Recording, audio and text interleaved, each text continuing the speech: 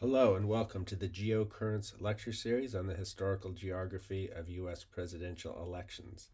Today's lecture covers the elections of 1988, 1992, and 1996. This is the period of George Herbert Walker Bush, who won the 1988 election, and Bill Clinton, who won the elections of 1992 and 1996. I left off the last lecture talking about Ronald Reagan's landslide victory in 1984, where he took every state but one, Minnesota. Uh, Ronald Reagan was sometimes known as the Teflon presidency because there were a number of scandals under his 2 terms in office, but they tended not to stick. So, Teflon being a non-stick coating. In this second term, some of the most severe scandals hit. Probably the biggest was the Iran-Contra affair. So Iran had had the Islamic Revolution in 1979 and became very much an adversary to the United States. But senior officials in the U.S. government were secretly selling arms to Iran, and they were doing that in order to fund the Contras, who were counter-revolutionary guerrillas fighting against the Marxist government of Nicaragua. Funding the Contras had been prohibited by Congress, but it was done under the table, as it were, which was a significant scandal.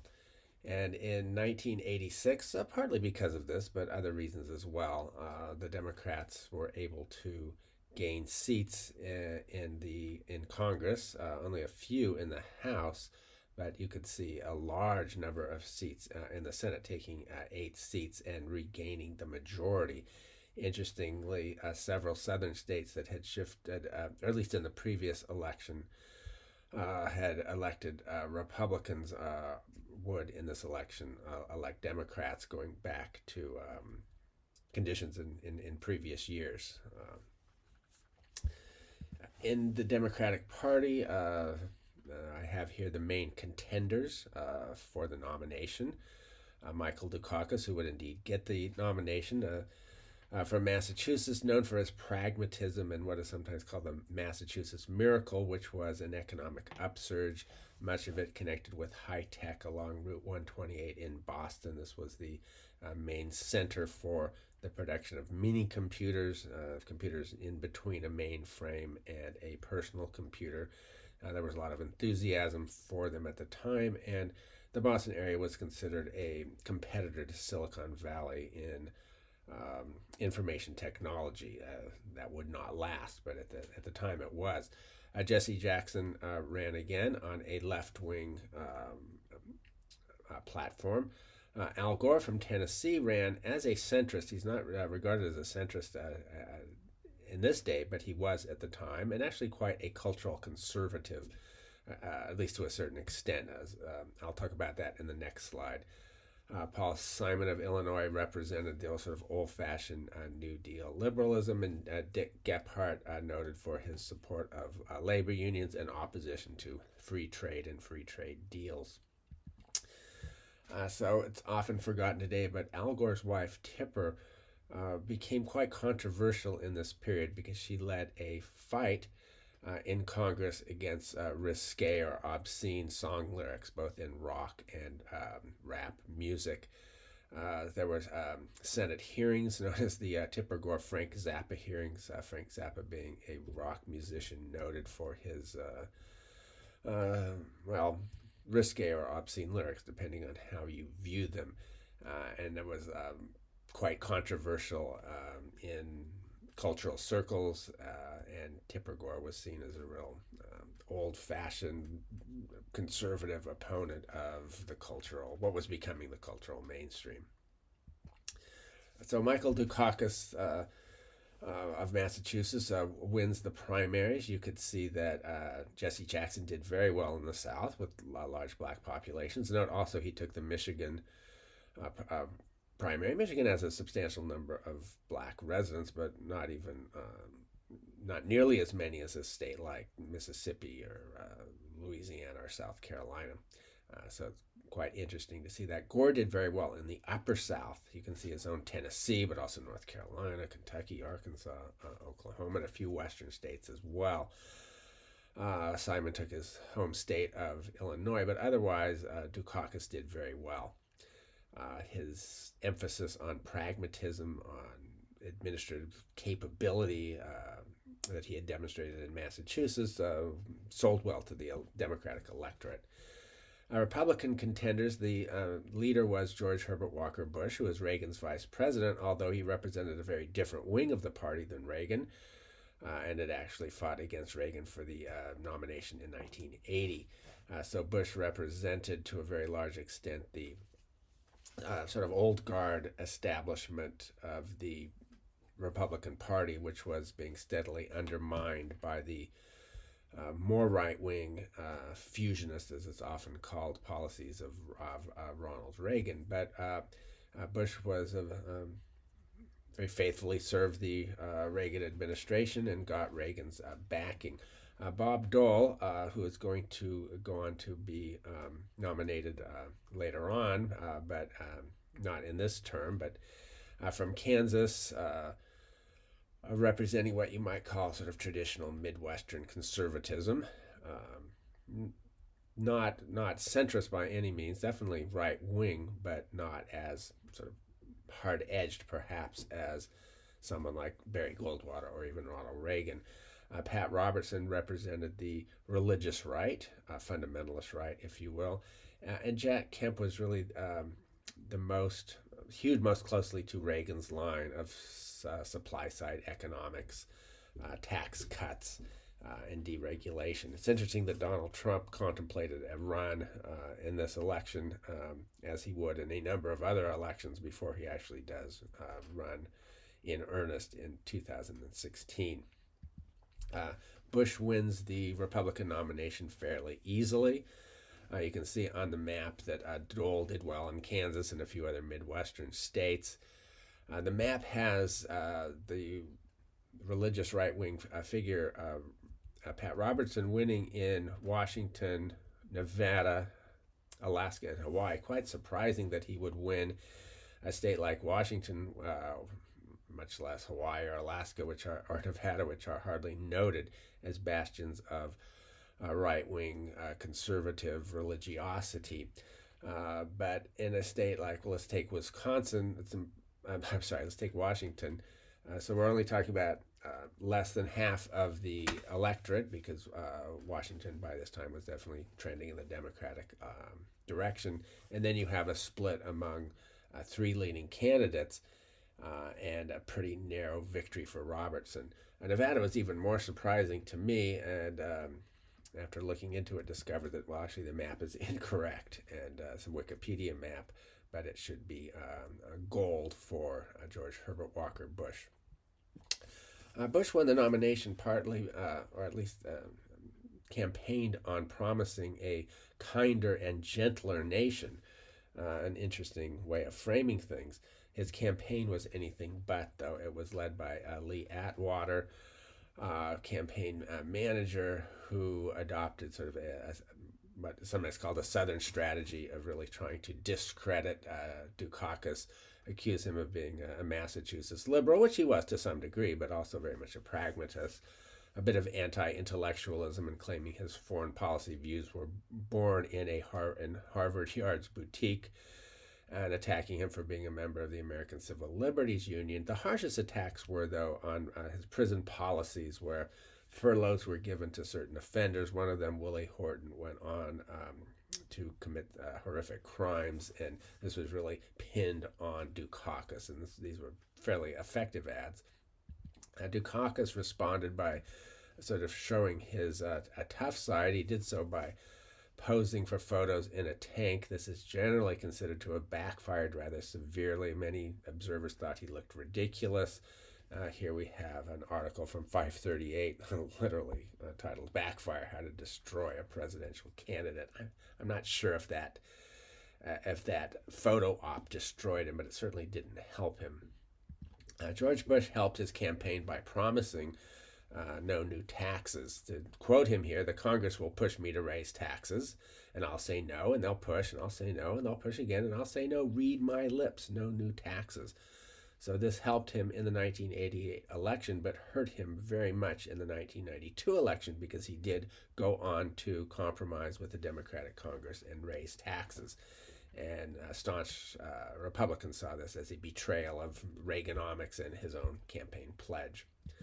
So Dukakis's main themes were pragmatism over ideology, competent hands-on leadership, and experience with some mixture of progressive policies, which didn't really ever take off. There was much mockery of Bush's vice presidential running mate, Dan Quayle, youngest nominee ever at 33, regarded by many as an intellectual lightweight, although he certainly has his defenders. There was a very well-known episode in the vice presidential debate with Lloyd Bentsen, a Democrat of Texas, and Dan Quayle, Republican of Indiana. And Quayle had been talking about John Fitzgerald Kennedy or Jack Kennedy, and Benson was able to say, "Oh, I knew Jack Kennedy, and believe me, you're no Jack Kennedy." So quite a cutting remark, but it was regarded as quite effective, although not effective enough because there was a Bush won the election pretty handily.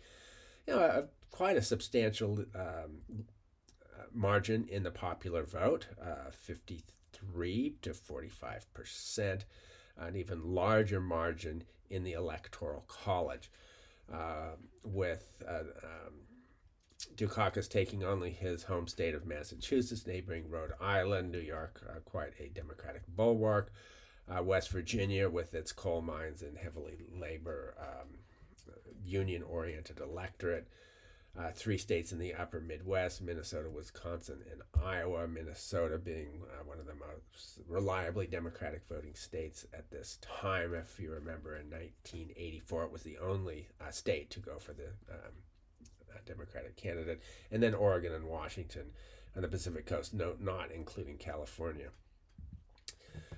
George Bush benefited a lot from geopolitical upheaval abroad. And this is not something to benefit a president, but it so happened that in his term in office, you saw the end of the Soviet domination of Eastern Europe, breaking down of the so-called Iron Curtain and the Berlin Wall, and then 2 years later, collapse of the Soviet Union. Both of those were quite helpful, and it was believed at the time that he was handling this quite well. Subsequently, there'd be some second thoughts by some people, but it resulted in a tremendous amount of popularity.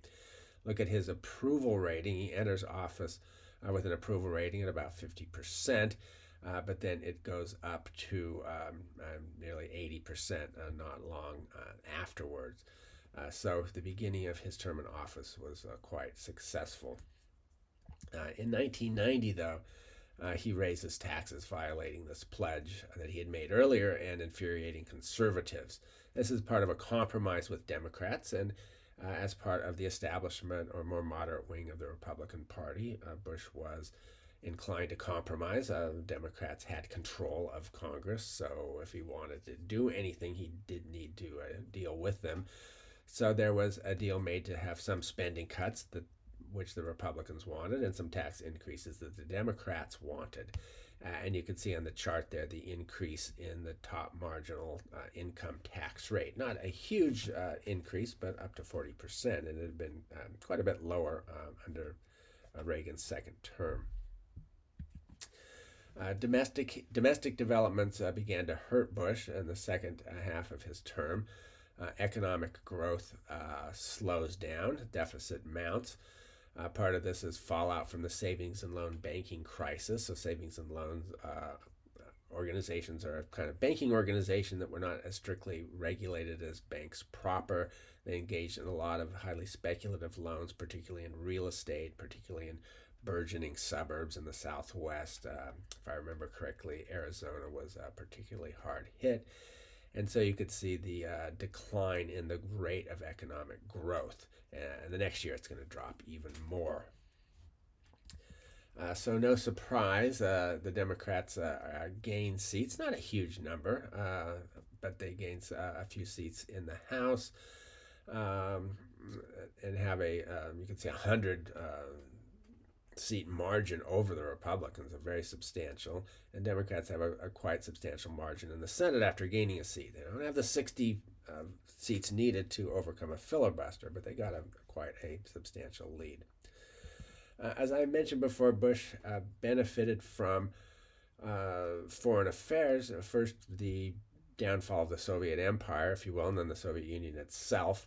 But then in 1991, also the first Gulf War, where Saddam Hussein of Iraq invaded the small but very oil-rich country of Kuwait, really wanting its oil reserves. Saddam Hussein claimed that he had tacit approval of the U.S. ambassador, although that is much disputed and essentially not true.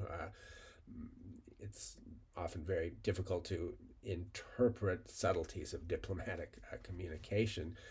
But George Herbert Walker Bush organized an international coalition. U.S. forces went in and very quickly expelled Iraqi forces from Kuwait, so seen as an overwhelming victory. War hawks, mostly hardcore conservatives in the Republican Party, wished that Bush would have done more. They wished he would have destroyed or at least disabled the Iraqi military, perhaps gone on to Baghdad and overthrow Saddam Hussein, which he did not do. George Bush was always one who emphasized sort of more pragmatic and measured policies. His son, George W. Bush, though, was later to go on and overthrow Saddam Hussein in a not ultimately highly unsuccessful venture, successful at first but unsuccessful in the long run. So as I mentioned earlier, partly because of the savings and loan crisis and other issues, the U.S. actually, the rate of economic growth just essentially zeroes out in 1991. So the U.S. Economy goes into a major recession. And this is what really hurt him in the 1992 election. And by the election time, his approval rating was in negative territory. You can see them, the disapproval rate and the approval rate crossing over shortly before the election. George Herbert Walker Bush had a number of accomplishments in Congress that he signed. Some of these irritated ardent conservatives and nationalist populists. Nationalist populists were not nearly as powerful as they would become in the Trump era, but they were certainly around. So, for example, he signed a Civil Rights Act. He had vetoed a more comprehensive one in 1990, but he signed one in 91.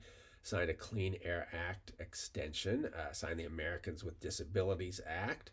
Negotiated the NAFTA treaty with Canada and Mexico. That was signed into law by Bill Clinton.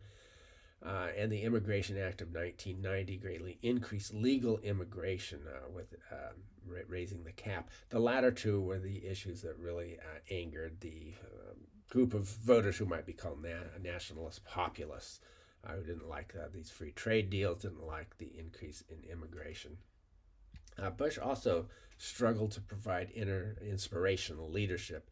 He was generally thought to really have been more interested in foreign affairs, kind of downplay domestic affairs, and admitted himself that he had a difficult time in inspirational speech. So he expressed frustration with this emphasis on visionary rhetoric, reportedly saying, "Oh, the vision thing," which was widely mocked in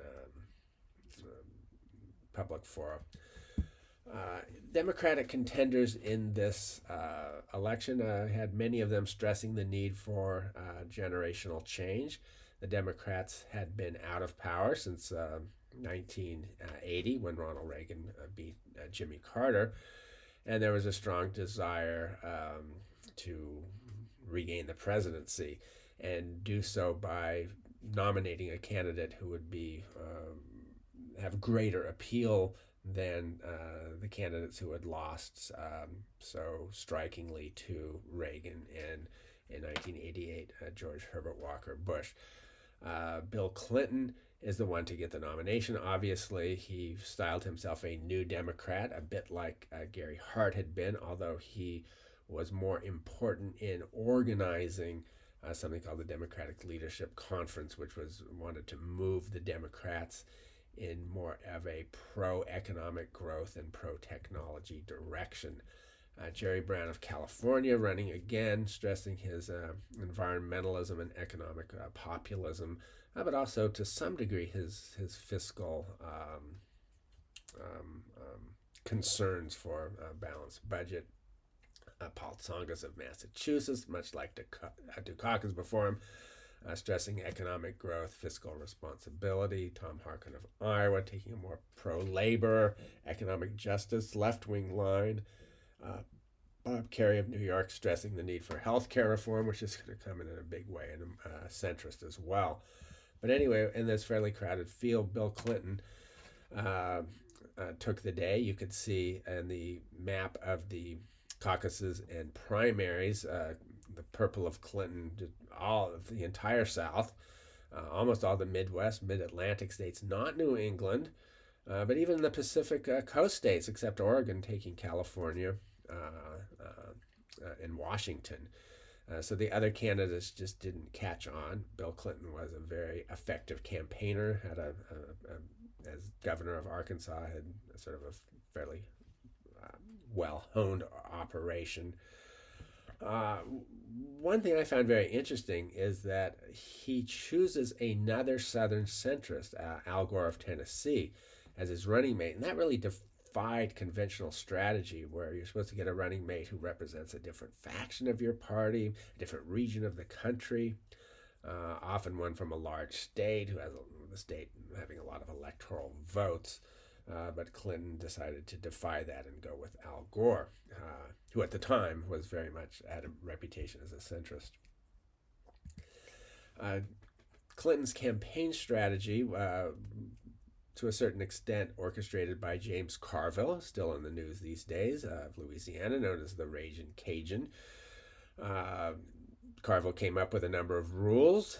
One is it's going to be an election for change, and more important and a well-known tagline, it's the economy, stupid, because the economy in 1992 was not by any means terrible, but it really had been in 91, and there was still a lot of concern about that. And then healthcare as well, as healthcare costs were greatly increasing in costs. And a lot of people did not have adequate insurance. Well, this is still true today, but it was really becoming an important issue at the time. The 1992 campaign became much more complicated and interesting when Ross Perot entered as an independent.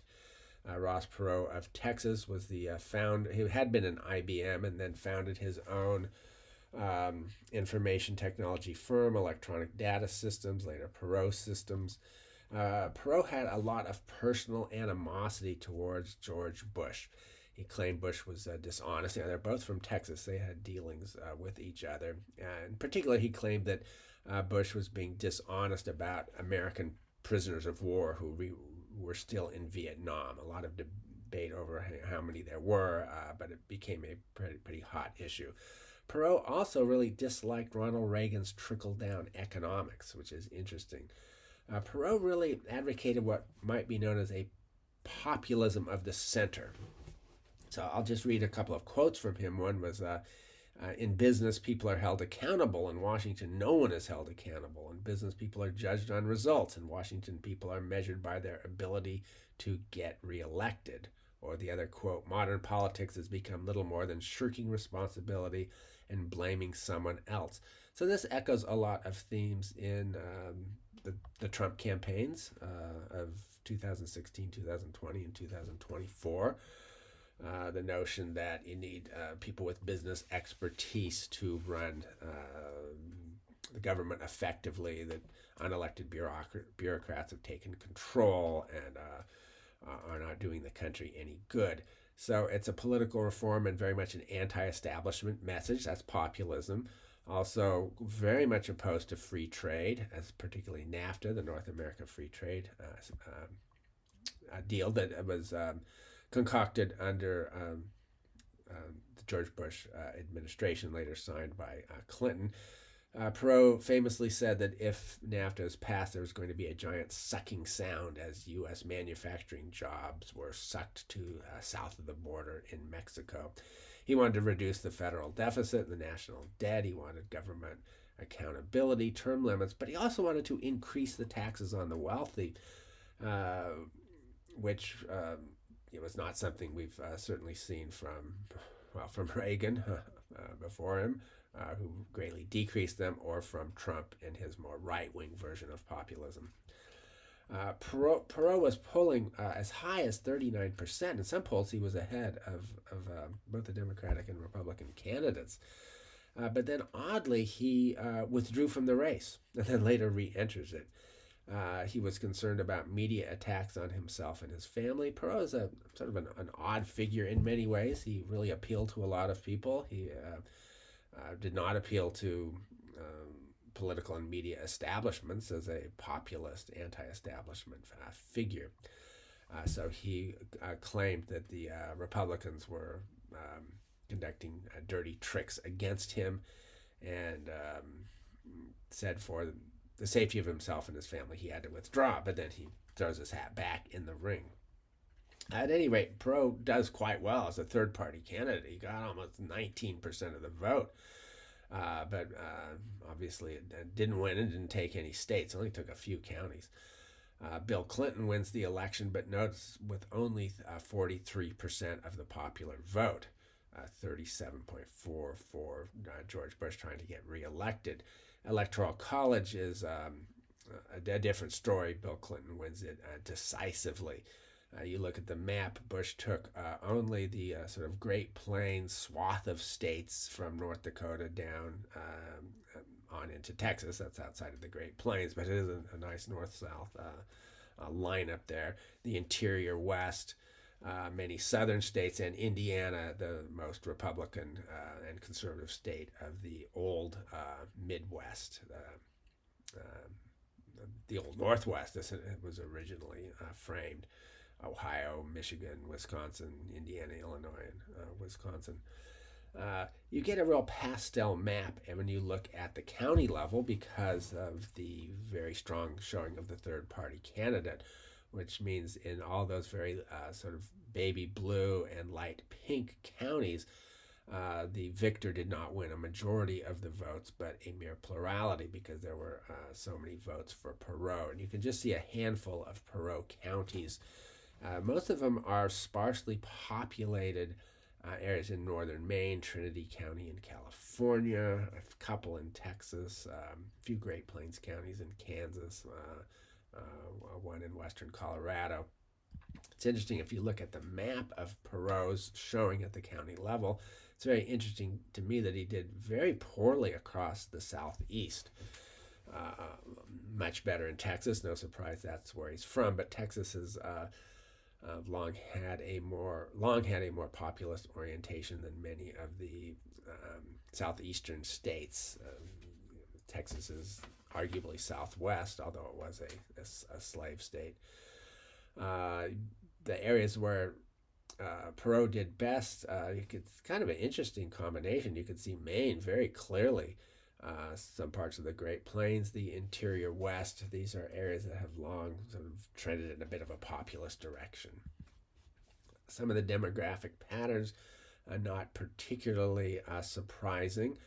One thing you can see is we're starting to get a more substantial gender gap with with George Bush winning married men. And you could see unmarried women going quite strongly for Clinton. This is going to be a tendency that is going to become stronger. It's much stronger today. I was very intrigued to see here that George Bush won the Asian vote. Clinton only got 30%. That might be because of Clinton's Southern background.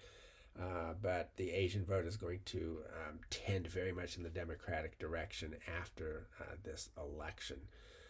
Otherwise, nothing too surprising. If you look at income on the bottom right, you could see as income goes up, The George Bush vote went up, so Bush won affluent families, and Clinton very much won poor families, especially the lowest category there. Uh, Bush won a college graduate um, cohort, but just barely. But Clinton won decisively among people with a postgraduate degree, an MA or PhD, which is a tendency which is going to continue for some time. In Clinton's first couple of years, his big push was for health care. Together with his wife Hillary and others, they created a plan pretty similar to what Obamacare would be later on and come into effect and be instituted. But this initial plan, sometimes dubbed Hillary Care because Hillary was put a lot of effort into it, was denounced by conservative media and Republicans in general for being too complicated, too expensive, and there was a big push against reliance on big government. Clinton had run as a moderate, and the criticism was that, well, this is another big government entitlement plan, essentially, and one that was tremendously complicated, as you can see in that diagram, which was from a Republican source. So anyway, it failed in Congress, and it led to well, it inspired the right wing of the Republican Party to mount a major campaign against big government, which they accused Bill Clinton of trying to institute. So in the 1994 midterm congressional elections, the Republicans run on Newt Gingrich, congressman from Georgia, leader of the Republican contingent in the House. They run on his platform that he called the Contract with America, quite conservative, emphasized fiscal responsibility and a balanced budget. Ironically, it is going to be Bill Clinton who is going to create a balanced budget and a reduction in the of the national debt. I'll talk about that later on. But also pushing for welfare reform, making it more difficult for people to receive welfare benefits, wanted more tax cuts, wanted a much harder line on crime, which had really increased at this time, partly because of the crack cocaine epidemic. Wanted tort reform. It's interesting to reduce payments from lawsuits. This is not much talked about these days, but back in the 90s, there was a real concern among Republicans that lawsuits were getting out of hand with such huge settlements. This was undermining American business. I also wanted a stronger national defense. And this was a successful plan insofar as the congressional elections of 1994, the midterm elections, were concerned. This was a major victory for the Republicans, sometimes called the Republican Revolution. I don't think that is at all the right term.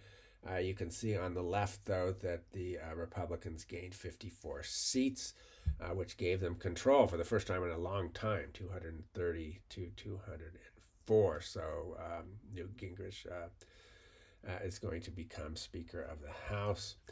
Gingrich was much more effective in opposition than he was in a position of congressional leadership, however. But if you look at the map, you can see a lot of dark red. Those are Republican gains in most parts of the country. It's particularly staggering to me in Washington, where the Republicans ended up with almost every House seat. Today, the Democrats have a great majority of House seats from the state of Washington. But you can see from the deep South, upper South, Midwest, even in New England, not much in the mid-Atlantic states. And in a Senate as well, the Republicans gained 8 seats. That gave them a majority. So Bob Dole of Kansas becomes the majority leader here. And in the map, you can see Republicans gaining Senate seats in the Northeast, in the Midwest, in the South, and in many parts of the country. After this shock, and it really was a shock, Bill Clinton moved to the center and decided to work with the Republicans in the House. He signed a Welfare Reform Act, as you can see here on the bottom left, that entailed work requirements, lifetime benefits, lifetime limit on benefits, focus on families, structure and personal responsibility, restriction of immigrant access to welfare benefits, increased role of the states. And quite famously, Bill Clinton gave a speech saying the era of big government is over. So he really moved to the middle very much. So the Republicans still continued to fight him. Newt Gingrich led a number of engaged in what you might call brinksmanship over approving the budget. He brought the government to the edge of default on a couple of occasions, which is not popular. His contract with America had been popular in the midterm election, and of course it's also always important to note that midterm elections are different from presidential elections because the turnout is much lower, and you have elections more dominated by really determined voters, highly engaged voters. Anyway, the Republicans were energized by that 1994 those midterm elections. They figure they have a good chance of taking back the presidency, and they decide to pick the Midwestern establishment figure, Bob Dole. Republicans are sort of entering a period where they were in a period where it was quite common for the main challenger for the nomination, but the top vote getting loser, if you will, in the previous election, becoming the nominee in the next one. That's going to happen a number of times. Bob Dole did have a campaign fight, though. He had Pat Buchanan of Virginia representing what I put here as Christian nationalism. I put a question mark because that's sort of an extreme position. I'm not sure if he would qualify, but he would come as close as any major candidate in recent years. Steve Forbes of New Jersey, scion of a publishing family, noted for its conservative economic approach. He took Reaganomics a couple steps further, advocating a flat income tax where highest earners would pay the same percentage of their income as low earners. You can see on the map, though, that neither Buchanan's very harshly conservative approach or Steve Forbes' more libertarian approach appealed very well. Bob Dole really swept through the primaries and caucuses and took most states. When the election comes up for 1996, age was a big issue. Dole was 73. Now, that doesn't sound very old today when we look at our most recent elections, but it was considered very old at the time. Dole actually embraced this. He stressed his experience. He stressed his membership in the World War II generation. He had fought and been severely injured in that war. And he said, my generation won World War II, and we may need to be called for service one last time. He was, however, his campaign was plagued by several age-related miscues, if you will. The most famous probably was when he referred to the Los Angeles Dodgers as the Brooklyn Dodgers. The Dodgers left Brooklyn in, I'm not exactly sure, it might be 1958, but a long, long time before. So to many people, that sort of indicated that he had not kept up with the times. He also took a tumble. Who knows why, but many people said, well, he's not up to the job of being president. Plus, he was not a particularly effective campaigner. He's viewed as sort of quite a bit dour, a little bit dark in his demeanor. Clinton, on the other hand, Clinton and Gore really focused on the future and technology. And their big tagline in this election was, building a bridge to the 21st century. The idea was we had to look forward to new technologies. The information technology was taking off at this time. The internet was relatively new. This was seen as having promising great economic benefits. And Clinton and Gore really said they were going to propel this further. Gore even claimed to have taken a major role in creating the internet, which is doubtful. It was sort of twisted a little bit in rhetoric. He didn't say he created it, but he did have some role. The internet basically came out of the Defense Department, DARPA, and so there certainly was a government role in it. Clinton's first term was also marked by a solid economic growth, not as impressive as the economic growth of the last 6 years of the Ronald Reagan administration, but pretty substantial. You could see economic growth close to 3 up to 4%. We haven't had economic growth of that level in quite some time. So this is something that really helped Clinton. In fact, the economy was doing well. Also, the deficit was starting to come down. I'll talk about that in the next lecture because it really does come down in Clinton's second term. So Clinton goes on to win the election. No surprise. You can see there are some pretty marked geographical patterns where Dole did well in the South, winning a string of states from Virginia through Mississippi. It's interesting. This is before Virginia has its switch into the blue category, which largely comes about because of a huge amount of economic growth in the northern Virginia suburbs of Washington, D.C., which tends to be a very liberal Democratic voting area, but it's still red at this time. In the Midwest, just Indiana, the most conservative Midwestern state, and the old Midwest, I should say. And then again, taking the Great Plains states and the interior West, or at least the northern interior West. But Clinton, you could see a string of states from Minnesota all the way down into his own Arkansas and Louisiana, a couple of other southern states, Florida, a swing state at the time, and Kentucky and Tennessee. No surprise. Clinton doesn't quite get a majority of the vote because Ross Perot is still in there, but he's really declined down to only 8.4%. So Clinton almost gets a majority, and he certainly has a victory in the popular vote and a very substantial victory in the Electoral College. And if you look at the county vote here, there are no counties that went for Perot this time. Clinton is still doing very well in a lot of southern areas, a lot of white-dominated southern areas in states like Arkansas, Louisiana. Both the black majority counties and white majority counties tended to go for Clinton. Alabama, more conservative outside of the black majority areas. Very strong support for Dole in his native Kansas and in other Great Plains states and much of the interior West. The last slide I will show you here in this lecture is the vote shift from 92 to 1996. So it's very interesting with Clinton really increasing his vote share in the Northeast, except Pennsylvania, in the upper Midwest, and much of the South.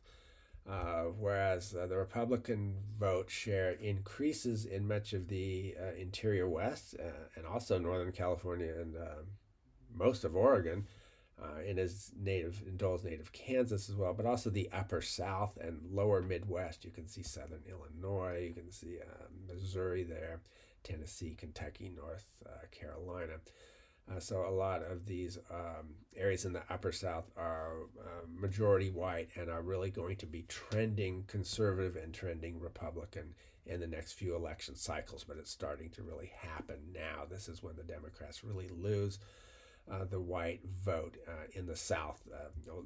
Well, that process is starting at this time. So we'll pick up the story with the next lecture, looking a little bit about Clinton's second term in office, and then a very important election in 2000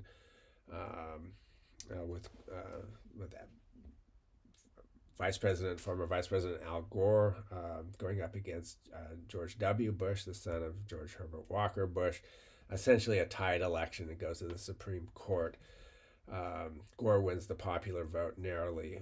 Bush ends up winning the electoral vote by an extraordinarily narrow margin. But that is the subject for the next lecture. So thank you for tuning in, and I hope you can listen to the subsequent lectures.